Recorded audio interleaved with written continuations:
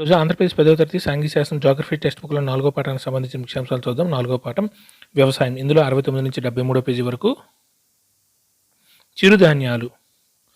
భారతదేశంలో పండించే ముఖ్యమైన చిరుధాన్యాలు జొన్న, సజ్జ మరియు రాగి. భారతదేశంలో పండించే ముఖ్యమైన చిరుధాన్యాలు ఏంటంటే జొన్న, సజ్జ మరియు రాగి. వీటిని ఏమని పిలుస్తారంటే ముతక ధాన్యాలు. ఈ చిరుధాన్యాలను మనం ఏమని పిలుస్తామంటే ముతక ధాన్యాలు అని పిలుస్తాము. ఏవి అత్యధిక పోషక విలువను కలిగి ఉంటాయంటే ముతక ధాన్యాలు లేదా చిరుధాన్యాలు. ఏవి అత్యధిక పోషక విలువను కలిగి ఉంటాయంటే ముతక ధాన్యాలు లేదా చిరుధాన్యాలు. ఉదాహరణకు ఇందులో ఇనుము, కాల్షియం, ఇతర సూక్ష్మ పోషకాలు మరియు జీర్ణక్రియకు అవసరమైన పదార్థాలు చాలా పుష్కలంగా ఉంటాయంటే రాగులలో. ఉదాహరణకు ఇందులో ఇనుము, కాల్షియం, ఇతర సూక్ష్మ పోషకాలు మరియు జీర్ణక్రియకు అవసరమైన పదార్థాలు చాలా పుష్కలంగా ఉంటాయంటే రాగులలో. మన దేశంలో విస్తీర్ణ ఉత్పత్తికి సంబంధించి 3వ అతి ముఖ్యమైన ఆహార పంట జొన్న. మన దేశంలో విస్తీర్ణ ఉత్పత్తికి సంబంధించి 3వ అతి ముఖ్యమైన ఆహార పంట జొన్న. ఏది ఎక్కువగా తేమ ఉన్న ప్రాంతాల్లో సాగు చేయబడుతున్న వర్షాధార పంట, దీనికి నీటిపారుదల అవసరం లేదు. జొన్న. ఏది ఎక్కువగా తేమ ఉన్న ప్రాంతాల్లో సాగు చేయబడుతున్న వర్షాధార పంట, దీనికి నీటిపారుదల అవసరం లేదంటే జొన్న. మన దేశంలో జొన్నను ఏ రాష్ట్రాలు ఎక్కువగా ఉత్పత్తి చేస్తున్నారు? మహారాష్ట్ర, కర్ణాటక, ఆంధ్రప్రదేశ్ మరియు మధ్యప్రదేశ్. మన దేశంలో జొన్నలను ఏ రాష్ట్రాలు ఎక్కువగా ఉత్పత్తి చేస్తున్నారంటే మహారాష్ట్ర, కర్ణాటక, ఆంధ్రప్రదేశ్ మరియు మధ్యప్రదేశ్. ఏ పంట ఇసుక నేలలు, తేలికపాటి నల్ల నేలలో బాగా పెరుగుతుందంటే సజ్జ. ఏ పంట ఇసుక నేలలు, తేలికపాటి నల్ల నేలలో బాగా పెరుగుతుందంటే సజ్జ. సజ్జ పంటను ప్రధానంగా ఏ రాష్ట్రాల్లో పండిస్తారంటే రాజస్థాన్, ఉత్తరప్రదేశ్, మహారాష్ట్ర, గుజరాత్ మరియు హర్యానా. సజ్జ పంటను ప్రధానంగా ఏ రాష్ట్రాల్లో పండిస్తారంటే రాజస్థాన్, ఉత్తరప్రదేశ్, మహారాష్ట్ర, గుజరాత్ మరియు హర్యానా. ఈ రాష్ట్రాలను గుర్తుపెట్టుకోండి.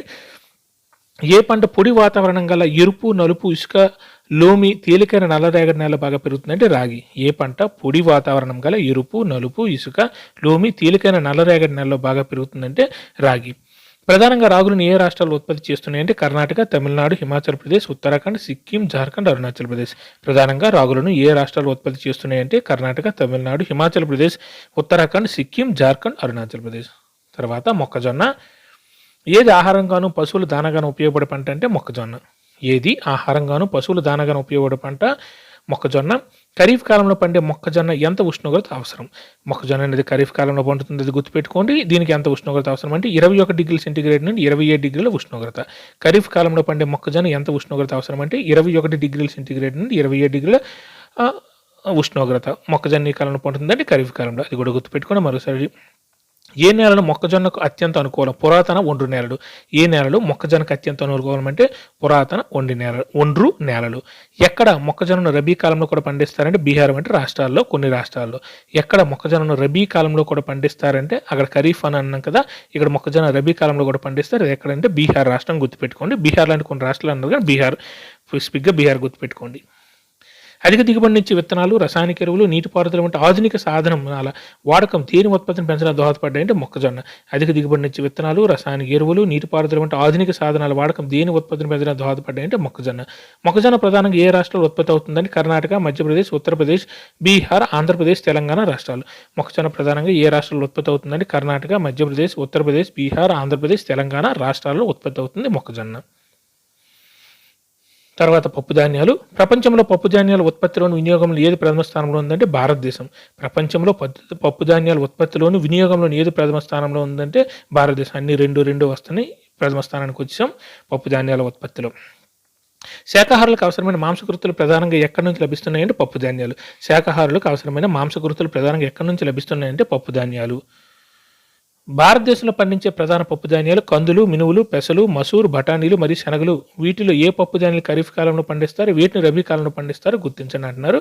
భారతదేశంలో పండించే ప్రధాన పప్పు ధాన్యాలు కందులు, మినువులు, పెసలు, మసూర్, బఠానీలు మరియు శనగలు. ఏవి తక్కువ తేమ మరియు పొడి వాతావరణంలో కూడా పండుతాయంటే పప్పు ధాన్యాలు. ఏవి తక్కువ తేమ మరియు పొడి వాతావరణంలో కూడా పండుతాయంటే పప్పు ధాన్యాలు. ఏది మినహా లెగ్యుమినిసి కుటుంబానికి చెందిన ఈ మొక్కలన్నీ కూడా వాతావరణం నుండి నత్రజని గ్రహించి నేలలో ప్రతిష్టాపన చేసి భూసారాన్ని పెంచుతాయంటే కందిపప్పు. ఏది మినహా అంటే కందిపప్పు మినహా లెగ్యుమినిసి కుటుంబానికి చెందిన ఈ మొక్కలేనంటే పప్పు ధాన్యాలని కూడా వాతావరణం నుండి నత్రజని గ్రహించి నేలలో ప్రతిష్టాపన చేసి భూసారాన్ని పెంచుతాయి. అందువల్ల వీటిని ఎక్కువగా ఇతర పంటల మధ్యలో ఏ పంటగా పండిస్తారంటే మార్పిడి పంటగా. అందువల్ల వీటిని ఎక్కువగా ఇతర పంటల మధ్యలో ఏ పంటగా పండిస్తారంటే మార్పిడి పంటగా. భారతదేశంలో ప్రధానంగా ఏ రాష్ట్రాలు పప్పు ధాన్యాలు పండిస్తారంటే మధ్యప్రదేశ్, రాజస్థాన్, మహారాష్ట్ర, ఉత్తరప్రదేశ్ మరియు కర్ణాటక. భారతదేశంలో ప్రధానంగా ఏ రాష్ట్రాలు పప్పు ధాన్యాలు పండిస్తారంటే మధ్యప్రదేశ్, రాజస్థాన్, మహారాష్ట్ర, ఉత్తరప్రదేశ్ మరియు కర్ణాటక రాష్ట్రాలను గుర్తుపెట్టుకోండి పప్పు ధాన్యాల ఉత్పత్తి. తర్వాత ధాన్యేతర పంటలు. అందులో ఫస్ట్ది చెరుకు. ఏది అయినా మరియు ఉపైన రేఖా ప్రాంత పంట అంటే చెరుకు. ఏది అయినా మరియు ఉపైన రేఖా ప్రాంత పంట అంటే చెరుకు. చెరకు ఏ వాతావరణంలో బాగా పెరుగుతుందంటే 27 డిగ్రీల సెంటీగ్రేడ్ నుండి 27 డిగ్రీల ఉష్ణోగ్రత. చెరకు ఏ వాతావరణంలో బాగా పెరుగుతుంది, లేకపోతే ఎంత ఉష్ణోగ్రత అవసరం అంటే 21 డిగ్రీల సెంటీగ్రేడ్ నుండి 27 డిగ్రీల సెంటీగ్రేడ్ ఉష్ణోగ్రతలో పెరుగుతుంది. అలాగే 75 సెంటీమీటర్ల నుంచి 100 సెంటీమీటర్ల వార్షిక వర్షపాతం, తేమతో కూడిన వాతావరణం. చెరుకు ఏ వాతావరణంలో బాగా పెరుగుతుందంటే కింద ఉన్నవన్నీ గుర్తుపెట్టుకోండి. 21 డిగ్రీల సెంటీగ్రేడ్ 27 డిగ్రీల సెంటీగ్రేడ్ ఉష్ణోగ్రత, వర్షపాతం ఎంత అంటే 75 సెంటీమీటర్లను 100 సెంటీమీటర్ల వార్షిక వర్షపాతం, మన సంవత్సరానికి 75 సెంటీమీటర్లను 100 సెంటీమీటర్ల వార్షిక వర్షపాతం ఉండాలి. తేమతో కూడిన వాతావరణం ఉండాలి. మరొకసారి చెరకు ఏ వాతావరణంలో పెరుగుతుంది? ఉష్ణోగ్రత 21 నుంచి 27 డిగ్రీల సెంటీగ్రేడు, వర్షపాతం 75 నుంచి 100 సెంటీమీటర్ల వార్షిక వర్షపాతం, తేమతో కూడిన వాతావరణం. దేనిని తక్కువ వర్షపాతం ఉన్న ప్రాంతాల్లో నీటిపారుదల అవసరం. ఈ పంటను వివిధ రకాల మృత్తికల్లో పండించవచ్చు. దీనికి విత్తనం నుండి కోత వరకు కూలీలు అవసరం అంటే చెరకు. దేనికి తక్కువ వర్షపాతం ఉన్న ప్రాంతాల్లో నీటిపారుదల అవసరం. ఈ పంటను వివిధ రకాల మృత్తికల్లో పండించవచ్చు. దీనికి విత్తనం నుండి కోత వరకు కూలీలు అవసరం అంటే చెరకు పంట గుర్తుపెట్టుకొని. బ్రెజిల్ తర్వాత చెరకు ఉత్పత్తులు ఏది రెండో స్థానంలో ఉందంటే భారతదేశం మళ్ళీ రెండో స్థానం వచ్చింది. పప్పు ధాన్యాలు వచ్చేసరికి మాత్రం మొదటి స్థానం, మిగిలినవన్నీ రెండేసి వస్తున్నాయి. అన్ని గుర్తుపెట్టుకోండి. బ్రెజిల్ తర్వాత చెరకు ఉత్పత్తులు ఏది రెండో స్థానంలో ఉందంటే భారతదేశం. చెరకు నుండి ఏ ఉత్పత్తులు లభిస్తాయంటే చక్కెర, బెల్లం, ఖండసార, మొలాసిస్ మొదలైనవి. చెరకు నుండి ఏ ఉత్పత్తులు లభిస్తాయంటే చక్కెర, బెల్లం, ఖండసార, మొలాసిస్ మొదలైనవి. మన దేశంలో ప్రధానంగా చెరుకు పండించే రాష్ట్రాలు ఉత్తరప్రదేశ్, మహారాష్ట్ర, కర్ణాటక, తమిళనాడు, ఆంధ్రప్రదేశ్, తెలంగాణ, బీహార్, పంజాబ్ మరియు హర్యానా. మన దేశంలో ప్రధానంగా చెరుకు పండే రాష్ట్రాలు స్పీడ్గా చెప్పేస్తున్నాను అనుకోండి. ఈ రాష్ట్రాలను మాత్రం గుర్తుపెట్టుకోండి కంపల్సరీగా. ఉత్తరప్రదేశ్, మహారాష్ట్ర, కర్ణాటక, తమిళనాడు, ఆంధ్రప్రదేశ్, తెలంగాణ, బీహార్, పంజాబ్, హర్యానా. ఎక్కువగా మన దక్షిణాది రాష్ట్రాల్లో ఉన్న ఎక్కువగా చూడండి. నూనె గింజలు 2018లో వేరుశెనగ ఉత్పత్తిలో చైనా తర్వాత ప్రపంచంలో భారతదేశం ఎన్నో స్థానంలో ఉంది? రెండో స్థానం. మళ్ళీ రెండో స్థానం వచ్చేసింది. 2018లో వేరుశెనగ ఉత్పత్తిలో చైనా తర్వాత ప్రపంచంలో భారతదేశం ఎన్నో స్థానంలో ఉందంటే రెండవ స్థానంలో. వేరుశెనగ రెండవ స్థానం. ఆవాల ఉత్పత్తులు 2018లో కెనడా, చైనా తర్వాత భారతదేశం ప్రపంచంలో ఎన్నో స్థానంలో ఉందంటే మూడో స్థానం. ఇక్కడ మూడో స్థానంకి వెళ్ళాం. ఆవాల ఉత్పత్తిలో 2018లో కెనడా ఫస్ట్, తర్వాత చైనా, తర్వాత భారతదేశం. దీనిలో ఆవాల ఉత్పత్తిలో 2018లో ఫస్ట్ది కెనడా, తర్వాత చైనా, తర్వాత భారతదేశం మూడో స్థానం. దేశంలోని మొత్తం పంట విస్తీర్ణంలో దాదాపు ఎంత శాతంలో వివిధ రకాల నూనె గింజలు పండిస్తున్నారు? 12%. దేశంలోని మొత్తం పంట విస్తీర్ణంలో దాదాపు ఎంత శాతంలో వివిధ రకాల నూనె గింజలు పండిస్తున్నారంటే 12%. భారతదేశంలో ఏ నూనె గింజలు ఎక్కువగా పండిస్తారంటే వేరుశెనగ, ఆవాలు, కొబ్బరి, నువ్వులు, సోయాబీన్, ఆముదాలు, పత్తి విత్తనాలు, అవిసెలు, పొద్దుతిరుగుడు వంటివి. భారతదేశంలో ఏ నూనె గింజలు ఎక్కువగా పండిస్తారంటే వేరుశెనగ, ఆవాలు, కొబ్బరి, నువ్వులు, సోయాబీన్, ఆముదాలు, పత్తి విత్తనాలు, అవిసెలు, పొద్దుతిరుగుడు వంటివి. వీటిని ప్రధానంగా ఆహారం కోసం వేడిగా ఉపయోగిస్తున్నారంటే వంట నూనెలుగా. ఉపయోగిస్తున్నారు. వీటిలో కొన్నింటిని సబ్బులు, సౌందర్య లేపనాలు మరియు ఔషధ లేపనాల ఉత్పత్తులు జీనుగా కూడా ఉపయోగిస్తున్నారంటే ముడి పదార్థంగా. వీటిలో కొన్నింటిని సబ్బులు, సౌందర్య లేపనాలు మరియు ఔషధ లేపనాల ఉత్పత్తిలో దీనిగా కూడా ఉపయోగిస్తున్నారంటే ముడి పదార్థంగా కూడా ఉపయోగిస్తున్నారు ఈ వంట నూనెలను. ఖరీఫ్ కాలంలో పెరిగే వేరుశెనగ దేశంలో ఉత్పత్తి అయ్యే మొత్తం నూనె గింజలు ఎంత వాటాను ఆక్రమిస్తుందంటే సగం వాటాను. ఖరీఫ్ కాలంలో పెరిగే వేరుశెనగ దేశంలోనే ఉత్పత్తి అయ్యే మొత్తం నూనె గింజలు ఎంత వాటాను ఆక్రమిస్తుందంటే సగం వాటాను ఆక్రమిస్తుంది. గుర్తుపెట్టుకోండి, ఖరీఫ్ కాలంలో పెరిగే వేరుశెనగ దేశంలో ఉత్పత్తి అయ్యే మొత్తం నూనె గింజల్లో వేరుశెనగ ఉత్పత్తుల కోసం మొత్తం నూనె గింజలు ఎంత వాటాను ఆక్రమిస్తుందంటే సగం వాటాను వేరుశెనగ ఉంటుంది నూనె గింజల్లో ఖరీఫ్ కాలంలో.